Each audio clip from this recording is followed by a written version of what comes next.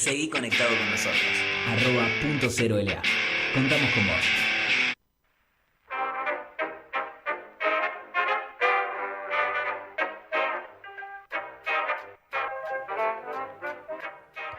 Regresamos ya 11:07 en esta mañana porteña en la ciudad de Buenos Aires. Vamos a hablar justamente de Medio Oriente, del otro lado del globo. Y para eso tenemos nuestro especialista, atenti a todo lo que va a contarnos a continuación, Patricio Olivera Abdala, a quien ya tenemos ahí del otro lado para hablar en este Noti del viernes 14 de mayo, ya casi mitad de año. Recién sonaba The Lemon Song de Led Zeppelin, pedido por Beto, pero disfrutado por José. También le llegaron mensajes y Nancy. Así que bueno, bienvenido, Patricio. ¿Qué tal, Diego? ¿Cómo andan? ¿Todo bien? Buen día para todos. ¿Todo bien por ahí? Todo bien. Todo bien, todo bien. Bueno, donde no está todo bien es una forma de decir, ¿no? en la franja de Gaza. Exactamente. Bueno, para comenzar un poco, vamos a decirle a la gente que tal vez en 10 minutos no podamos explicar lo que pasa hace más de 50 años, ¿no? Claro. Pero vamos a intentar entrar en un contexto para entender lo que está pasando hoy en día entre Gaza y el Estado de Israel, ¿no? A la gente hay que decirle que hay que ver los dos lados, ¿no? Porque es muy difícil siempre ver desde una perspectiva únicamente, entonces hay que conocer un poco qué pasa de un lado y del otro. Para empezar, hay que decir obviamente que Palestina, el Estado palestino reconocido por las Naciones Unidas, también por el Estado, por la República Argentina, tiene un mapa medio raro, ¿no? Si lo vemos hoy en día, de acuerdo a lo que se muestra en las Naciones Unidas, está repartido, ¿no? Entre Cisjordania, Gaza y otros puntos también de Jerusalén, etc. Y el resto también es Israel, digamos, ¿no? Entonces, para ubicarnos un poco, vamos a ir a Jerusalén, donde se comenzó todo este tipo de hechos, ¿no? Se dio un conjunto de cosas que suscitaron en esta batalla que hoy en día estamos viendo. No quiere decir que estamos justificando lo que pasa, sino decir un poco y contar a la audiencia por qué se suscitó todo esto. Exacto. Mes de Ramadán para los musulmanes, el mes sagrado del ayuno. El tercer templo más importante para la comunidad musulmana está ahí, para los islámicos está ahí en Jerusalén, ¿no? La mezquita de Al-Aqsa, que es una de las más importantes del mundo, se concentraban todos los musulmanes rezando para finalizar el Ramadán. A su vez, se dio también un suceso donde los israelíes más de la ultraderecha hacen toda una movilización, una marcha dentro de Israel, por Jerusalén y varios barrios, por la celebración de la conquista después de la Guerra de los 6 días con Egipto. Y bueno, se fueron complementando estas dos cosas. Y a su vez, para decir bien las cosas, hay un barrio, Sheikh Jarrah, que está en el norte ahí de Jerusalén, donde habitaban familias palestinas desde hace muchísimo tiempo, y que el Estado israelí dice que ese lugar es de ellos. Entonces, un juez israelí ordenó un desalojo, tenía que ordenar el desalojo para sacar esas familias que supuestamente no estaban pagando, y las movilizaciones empezaron a concentrarse también en ese barrio. A lo que fue un caldo de cultivo enorme. Sí, son un montón de factores que tenían un denominador común y un espacio común. Exactamente. Todo esto, pongámonos en el lugar, en Jerusalén, cerca de los templos sagrados, cerca del Muro de los Lamentos, cerca de Al-Aqsa, un lugar sagrado para los musulmanes. Entonces, bueno, por un lado la policía intentó evitar de que se juntaran todas estas facciones. Digamos que cuando hay un grupo muy radicalizados y muy fanáticos es imposible dialogar. Entonces, intentaron reprimir de alguna forma a ambos grupos. Y bueno, lo que terminamos viendo, y que esto lo muestran todos los medios internacionales, es que la policía ingresó a los templos musulmanes para sacar a la gente que estaba allí dentro. Y esto habría generado el enojo por parte de un grupo terrorista, como es denominado a nivel mundial, que es Hamás, pero también hay que decir que es un grupo político, es Palestina. Entonces está como esa disyuntiva ahí para el mundo musulmán, para el mundo árabe también, de que Hamás es un grupo político con un brazo armado. Y bueno, obviamente empezaron misil de un lado, se contestó del lado israelí, y se suscitó todo lo que estamos viendo, que ya más de 1.200, 1.500 misiles tratando de llegar hasta Tel Aviv, y obviamente también la respuesta del ejército israelí por el lado de Gaza. Para que entendamos, Gaza es una franja chiquita de no más de 40 kilómetros cuadrados, que está rodeado por un muro de un lado y al sur está limitando con Egipto, ¿no? Acá hay muchos interrogantes, ¿no? Por un lado es si hay tanta seguridad por parte de este muro que prohíbe de que los palestinos pasen, la gente que está en Gaza pase y haga atentados, etcétera. ¿Cómo puede ser que jamás tenga tanto armamento dentro de esta zona, ¿no? Sí, No hay fábricas militares, no hay fábricas de misiles. ¿Cómo llega todo eso hasta ahí? Todo el mar Mediterráneo está ocupado y obviamente está controlado por Israel en ese sector. Son algunas preguntas que nos hacemos muchos, ¿no? Y tiene, más allá de algún tipo de respuesta oficial, ¿hay alguna ahí, algún indicio? Indicio de cómo llega el armamento, entonces. Mirá, desde hace mucho tiempo se decía que todo Gaza por debajo son túneles y que el armamento llegaría a través de Egipto, obviamente no por el Estado egipcio, ¿no? Sino por la influencia que tiene Irán en toda esa zona y que llegaría por ese lado, pero bueno, eso es muy difícil de comprobar, ¿no? Sí, está bien. La misión que en este momento está haciendo el ejército israelí es de alguna forma tratar de bombardear y llegar hasta esos túneles. Es muy difícil, imagínense que si lo ponemos en contexto dentro de la ciudad de Buenos Aires, es una zona de edificios, una zona muy, muy difícil de decir, bueno, determinamos que cae acá y cae ahí y no va a pasar nada alrededor. Claro. Se dice que también el ejército israelí avisa con tiempo a esos lugares donde va a bombardear para que la gente, los civiles, que obviamente son las perjudiciales en todo esto, ya más de 120 personas han muerto en lo que ha comenzado este conflicto que empezó el martes, y no se sabe cómo va a terminar. La verdad que no hay una paz a corto plazo, no hay una miras de parar de ningún lado. Han pedido desde ambos lados que, por un lado, la gente de Hamas, pedir el cese al fuego, pero que los israelíes se vayan de la explanada y de las mezquitas donde están en Jerusalén. Y a su vez el gobierno israelí dijo que no va a parar hasta que Hamas, salga de ese lugar de Gaza y que se desarme. Sí, Algo sí. que no va a tener es una una batalla inmediata, geopolítica, ¿no? y además de ver quién demuestra más poder en esta situación. Es decir, uno va a ceder de alguna manera, entre comillas, cuando el otro ceda primero. Entonces va a ser una historia de nunca acabar. Exactamente. Ahí hay que decir otra cosa que no se da, porque recordemos que desde el 2014 no había tanta violencia de este estilo y aparte los misiles, nunca había llegado tantos misiles hasta Tel Aviv. Tenemos que decir algo que no se había visto hace mucho y es lo que dicen los medios internacionales, ¿no? Desde el Washington Post, el Jerusalem Post también. Hay una violencia suscitada dentro de la ciudad, por ejemplo en Tel Aviv, entre árabes, judíos, musulmanes, y se habla hasta de una guerra civil. Algo impensado al día de hoy. Recordemos que si podemos poner en el contexto actual del mundo, Jerusalén y de todo Israel, ya estaba saliendo de la pandemia, ¿no?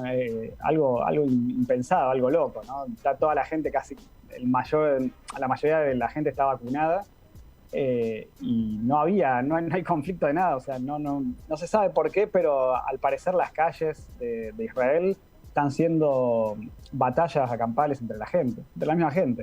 O sea, se han dado hasta saqueos en algunos sitios de Israel, para que se den una idea de lo que está pasando. Y esa es otra violencia interna que supera ampliamente a lo que tiene que ver también con el conflicto armamentístico, ¿no? Claro. Y la verdad que esto no huele bien, digamos, ¿no? En las últimas horas, además, hubo también otra ofensiva. Sí, todos los días estamos viendo ofensivas desde un lado y otro. Ayer, en un comunicado que al parecer no se sabe si fue a propósito, ¿no? Se había dicho que en el Twitter de las Fuerzas Armadas de Israel habían dicho que habían comenzado una invasión terrestre sobre Gaza, cosa que después se desmintió. Entonces no se sabe si es como para desorientar un poco al Hamas y ver cómo podía reaccionar, pero en principio no habría invasión, no estarían entrando en Gaza, pero sí se apostaron obviamente en toda la frontera entre Israel y Gaza. Otra cosa que voy a decir y que no es menor, porque también se ha dicho mucho, en los medios se habla muchísimo y hay mucha información dando vuelta, y se acusaba también al gobierno de Mahmoud Abbas, el primer mandatario de Palestina, de haber sido como uno de los incitadores porque no se habían podido realizar las elecciones, cosa que hablamos en este medio también, Sí. que no se habían podido realizar las elecciones en Palestina, y que por eso también esta suerte de alboroto de los palestinos y de Hamás habría comenzado por ahí. Pero también tenemos que decir que del lado israelí no se formó gobierno, entonces no están muy bien las cosas políticamente ni socialmente, más allá de toda esta cuestión de guerra que está pasando y que es terrible. Sí, sí, el escenario interno de cada uno de los estados, naciones o países tiene su problemática, a lo cual también se traslada de alguna manera a cómo solucionás los conflictos externos. Muy difícil porque ahora, bueno, el Consejo de Seguridad de las Naciones Unidas va a tener una reunión esta tarde. Estaban esperando un poco al principal actor, que es Estados Unidos, a ver qué decisión tiene, qué propuesta trae sobre la mesa. Ayer también, y para ver un poco también el conflicto en sí, se lanzaron misiles desde el sur del Líbano, que en un primer momento se había acusado obviamente a Hezbollah, pero al parecer no fueron, sino que fue desde un campo de concentración, campo de refugiados palestinos que están en el sur del Líbano, y que habían lanzado misiles hacia el Mediterráneo. Así que la zona está bastante complicada, está bastante candente todo, y bueno, veremos cómo se desarrolla esto, pero bueno, hay una reunión muy importante hoy en la ONU y vamos a ver qué decisión hay. También hay que decir que Egipto, Qatar y Jordania están tratando de mediar en el conflicto, pero nada positivo por ahora. Muy bien. En las notas que escribís habitualmente para el portal de Punto Cero, habías hecho mención en su momento que Donald Trump de alguna manera es como una especie de provocación que había abierto la embajada justamente en Jerusalén. Digamos que Donald Trump no tuvo ninguna guerra. Eso es una cosa. Hay que reconocerle eso. Fue como el menos bélico de las administraciones de los últimos tiempos en Estados Unidos.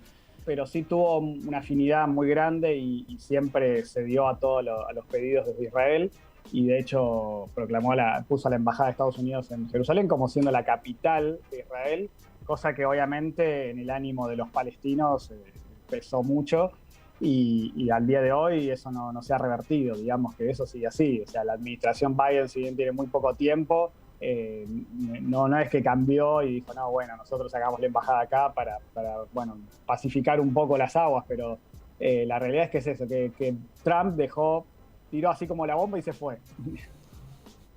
Así que bueno, veremos, ya superaron los 100 días de la administración de Joe Biden, y recuerdo que el día que asumió Biden con digamos, la dupla con Kamala Harris, ella misma había hecho un anuncio que iba a reforzar las milicias en Medio Oriente. Exactamente, sí, van a reforzar. De hecho, bueno, por un lado iban a sacar las fuerzas que estaban en Afganistán, en Irak, que siempre están, ya administraciones que han pasado han dicho lo mismo y todavía siguen estando en esos lugares. Pero bueno, veamos el post-conflicto en esos lugares también, en Afganistán y Irak.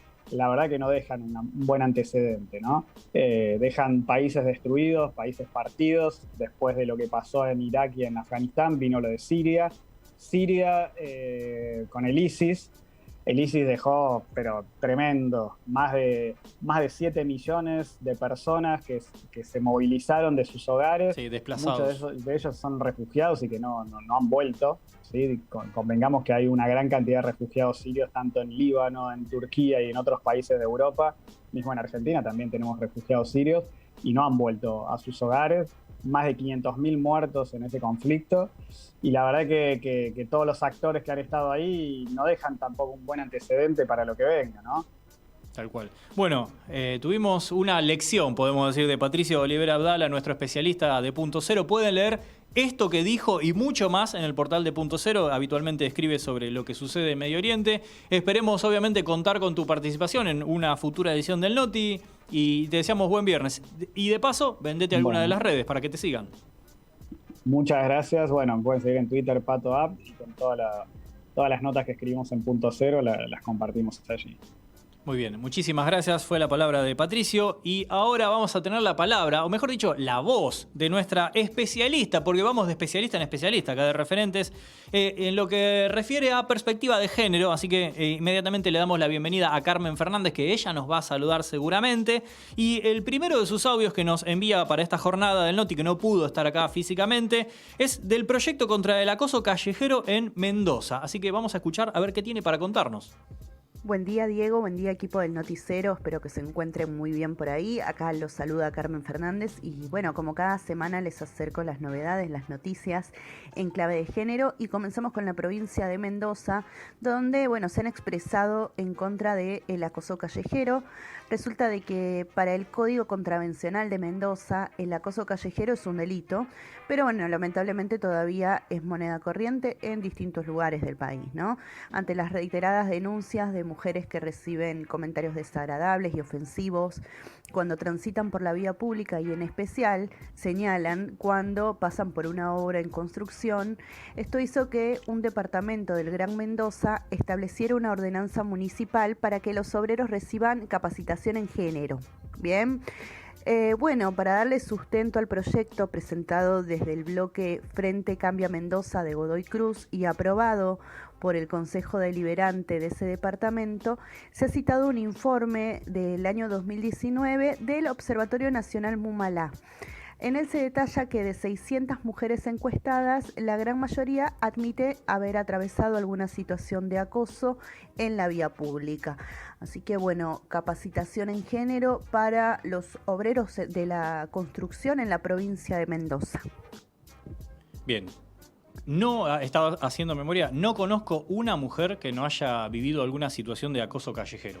No conozco. Así que es una problemática que no solo debe encararse en Mendoza, sino en el resto del país y también en otros lares.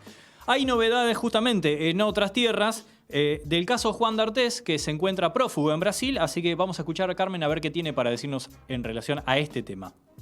Una de las noticias de esta semana fue la reaparición de Juan D'Artés en la TV brasilera.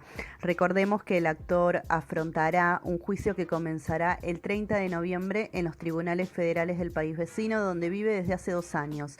Se lo acusa de haber agredido sexualmente a la actriz Thelma Fardín durante una gira de Patito Feo en Nicaragua en el año 2009. D'Artés afirmó: no hice nada de lo que me acusan, soy inocente. Lo hizo ante el canal Record TV, propiedad del fundador de la Iglesia Universal.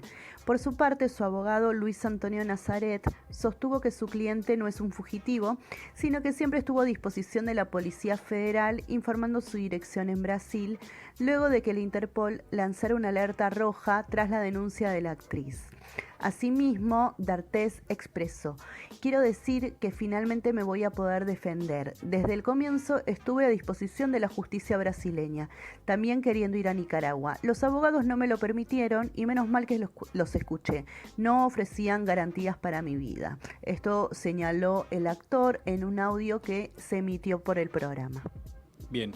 Y la respuesta del caso justamente no se hizo esperar, y es la palabra de Thelma Fardín en relación a el caso Juan D'Artés, justamente, que se dio a conocer, como bien cuenta Carmen.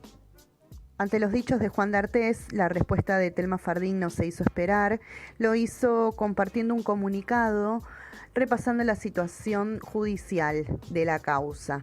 En él se expresa de forma contundente: luego de 3 años intentando por todos los medios conseguir justicia, a esta instancia se llegó gracias a la cooperación internacional de los ministerios públicos fiscales de Nicaragua, Argentina y Brasil, que escucharon mi palabra, produjeron prueba y consideraron que existía mérito suficiente para acusar a este hombre por violación agravada.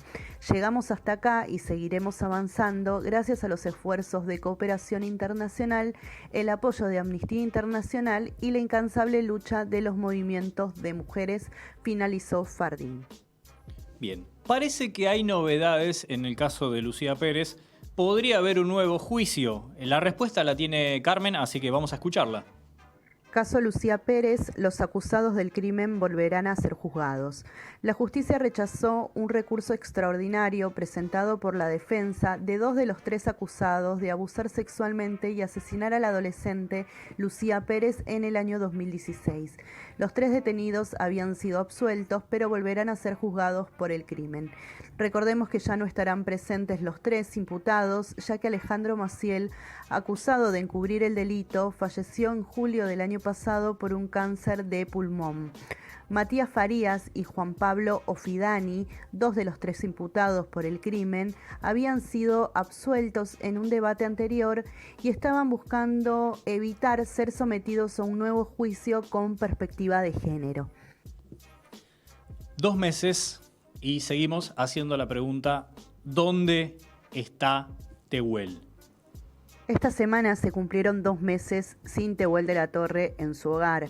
El joven trans de 22 años desapareció el 11 de marzo después de ir a una entrevista de trabajo. Desde las organizaciones de derechos LGBTIQ+, se pide que se asegure una investigación independiente, efectiva, imparcial y con perspectiva transfeminista, y se lleva a los responsables de su desaparición ante la justicia. Asimismo, la inmediata aplicación del decreto de cupo laboral travesti trans no binario, ya que el caso de Tehuel visibiliza una vez más la discriminación estructural que viven las transmasculinidades para acceder al sistema laboral. Recordamos, si tenés algún tipo de información sobre su paradero, comunicate con la UFI descentralizada de San Vicente al 0221-429-3015. Bien. Carmen, parece que Alemania entra en el siglo XXI. ¿Por qué? Porque finalmente, después de tantas postergaciones, van a bendecir a fieles homosexuales. Así que vamos a ver qué es lo que sucede en Europa en este momento. Alemania, bendicen a fieles homosexuales. Más de 230 profesores de teología católica de Alemania firmaron una declaración de protesta contra el decreto del Vaticano, recordemos de meses atrás, donde se establece que la Iglesia Católica no puede bendecir matrimonios del mismo sexo. En aquel comunicado, ese grupo declaró que la medida estaba marcada por un aire paternalista de superioridad y discrimina a las personas homosexuales y sus planes de vida. Ahora, decenas de sacerdotes católicos decidieron bendecir a parejas homosexuales y transmitir esas ceremonias en directo por internet. Ante la negativa, levantamos la voz y decimos: seguiremos acompañando a las personas que contraigan una relación de pareja vinculante en el futuro y bendeciremos su relación, dijeron en un comunicado. La medida se dio en protesta a la declaración aprobada por el Papa Francisco con el argumento de que Dios no puede bendecir el pecado. Bueno, y finalmente, hoy iniciamos el Noti, de alguna manera también rendimos un poco de homenaje, estuvimos charlando con Laura Rojas al inicio de este noticero, que es representante de la Asociación de Licenciados en Enfermería del Hospital Santoyani, pero bueno, también, ¿por qué no? Ya que hablamos de género y de sociedad y de educación, que Carmen también rinda de alguna manera su homenaje por el Día de la Enfermería, así que te escuchamos. Bueno, y nos vamos recordando la efeméride de esta semana del 12 de mayo, el Día de la Enfermería, a 201 años del nacimiento de Florencia Nightingale, una de las primeras enfermeras en ser reconocidas y llamada, destacada, la madre de la enfermería moderna, ¿no? Qué significativo utilizar el término madre, ¿no? Remite a la cuestión del cuidado y demás. Bueno, ella, en un momento en el cual las mujeres eran criadas para maternar y ser esposas, se negó a seguir con este estilo de vida. No se casó, se dedicó a la enfermería y su trabajo fue rememorado hasta ahora. En aquel momento los medios la nombraron la Dama de la Lámpara. De hecho, hay muchas imágenes de ella circulando lámpara en mano por los pasillos de un hospital, donde, bueno, se la muestra precisamente como una cuidadora que durante las noches curaba a heridos y enfermos. Sin embargo, la función de Florencia fue mucho más organizativa, ya que innovó con la idea de que las condiciones del hospital fueran más higiénicas en un contexto en el cual todo era bastante precario y lo normal era que los hospitales estén sucios. Asimismo, trajo la rama de la epidemiología y la estadística, ya que hacía gráficas, formularios sobre las causas de enfermedad y de muerte. Su labor fue revolucionaria porque trajo prácticas que antes no se aplicaban en la medicina. Además, fundó la primera escuela de entrenamiento de enfermeras y escribió sobre la enfermería antes de que muchos lo hicieran. Actualmente la profesión suele ser menospreciada y reducida solo a una cuestión de cuidar, ¿no?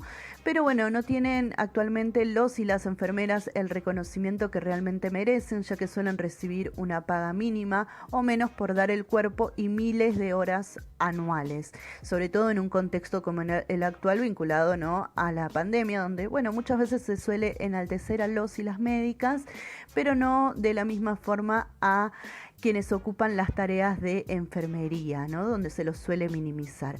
Pero bueno, actualmente también son los y las enfermeras quienes cuidan, curan y salvan vidas. Así que bueno, recordando este efeméride, me despido en el día de hoy. Les mando un saludo a quienes están en el estudio y bueno, a quienes están escuchando, les deseo un muy buen comienzo de fin de semana y nos estamos viendo el próximo viernes.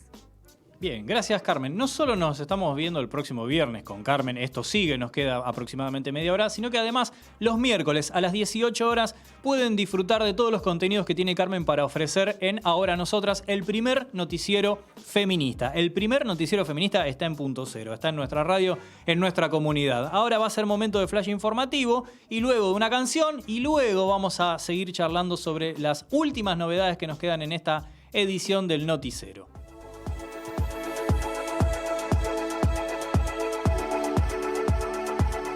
Medio Oriente caliente. Estalló una bomba en una mezquita en Afganistán y murieron 12 personas. El atentado en la región se suma al conflicto entre Israel y Palestina. Una para el ambiente.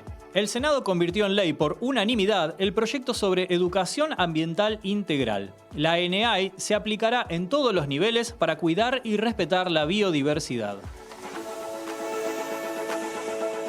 Luto porteño. Diversos sindicatos y organizaciones sociales realizan una jornada de luto por trabajadores fallecidos de coronavirus. Además, solicitan al gobierno de la ciudad que tome más medidas para contener la pandemia.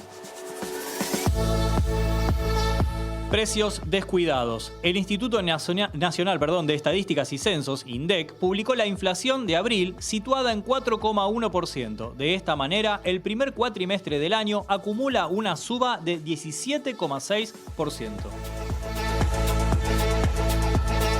Expulsados del Reino. Quienes llegan a aeropuertos británicos sin domicilio en el Reino Unido son enviados a centros de expulsión de inmigrantes. La denuncia fue hecha por ciudadanas y ciudadanos de la Unión Europea.